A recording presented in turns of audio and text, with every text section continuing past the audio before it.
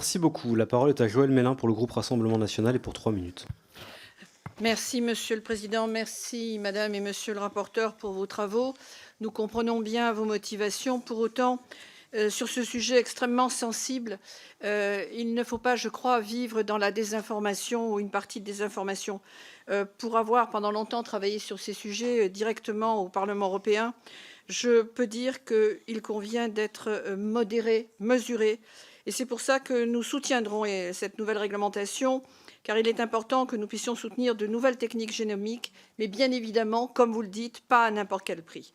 Nous voulons insister sur l'importance des garanties pour éviter tout abus potentiel, et notamment en ce qui concerne la captation des brevets par des entreprises privées et le risque de mise sous tutelle financière des agriculteurs.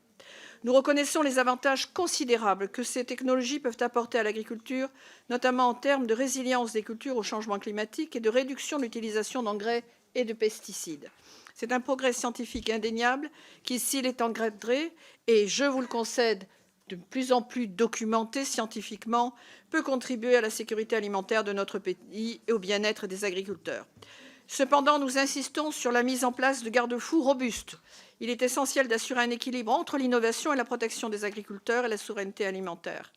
Nous sommes particulièrement vigilants sur les questions d'étiquetage, de traçabilité, de transparence, afin que les consommateurs soient pleinement informés des produits qu'ils consomment. Nous sommes, comme nous tous, attentifs à la question des brevets. Il est impératif de prévenir toute monopolisation du marché des semences par les grandes entreprises, ce qui se profile déjà depuis longtemps et qui pourrait entraîner une dépendance financière des agriculteurs à l'égard de ces entités. Nous devons veiller à ce que les innovations bénéficient à tous et non à une poignée d'acteurs économiques. Alors, pour conclure, notre position est claire. Nous soutenons le progrès technique offert par les nouvelles techniques génomiques, à la condition que celui-ci s'accompagne des mesures garantissant la protection des agriculteurs, de notre souveraineté alimentaire et de l'intérêt général. Je vous remercie. Merci. La parole est à